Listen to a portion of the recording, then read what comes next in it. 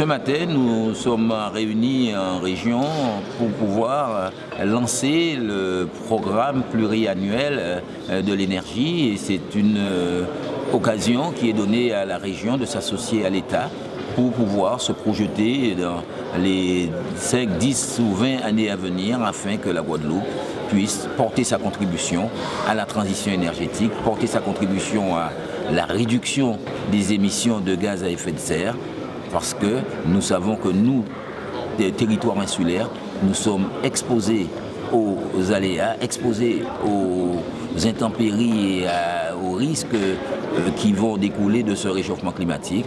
Donc nous sommes aux premières loges, au premier rang, pour pouvoir élaborer des politiques publiques qui permettent aux Guadeloupéens de dépendre beaucoup moins de sources énergétiques importées et polluantes.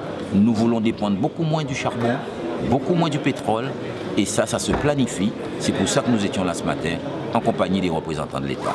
Nous espérons que les Guadeloupéens, chacun à son niveau, prendra sa part pour pouvoir réduire les émissions de carbone qui vont mettre en péril la terre entière. L'objectif pour la région Guadeloupe, c'est d'ici 2030 de n'utiliser que des ressources locales pour produire son énergie, que ce soit la mer, que ce soit la biomasse, c'est-à-dire les éléments naturels qui, en se décomposant, produisent du méthane, produisent du gaz, le vent, l'énergie éolienne, le soleil, le photovoltaïque, la géothermie, autant de ressources, autant de sources de production d'énergie dont notre territoire est riche, mais qui sont insuffisamment exploitées.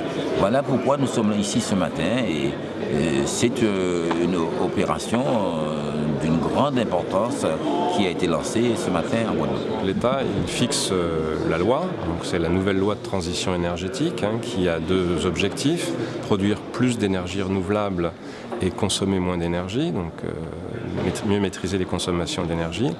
Et pour ça, cette loi sur la transition énergétique qui est en train d'être votée au Parlement, elle prévoit un document, un outil qui s'appelle la programmation pluriannuelle de l'énergie, ce qu'on appelle la PPE.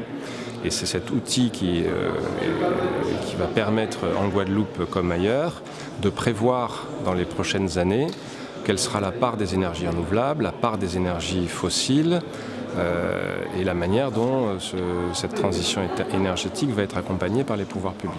Il faut largement concerter les Guadeloupéens sur la réalisation de cette programmation pluriannuelle de l'énergie. Donc ça c'est prévu, bien sûr. Il y aura une consultation publique sur le projet de document pour que chacun puisse donner son avis. Et puis il faut mener des campagnes d'information, de communication et de sensibilisation auprès du public sur la maîtrise de l'énergie, c'est-à-dire moins utiliser des sources d'énergie, penser à éteindre ses lumières, penser à faire tous les petits gestes du quotidien qui permettent de diminuer la consommation d'énergie. Mais ça se fait très largement, ça se fait par l'ADEME, qui est un opérateur de l'État, ça se fait par le conseil régional qui joue son rôle en la matière.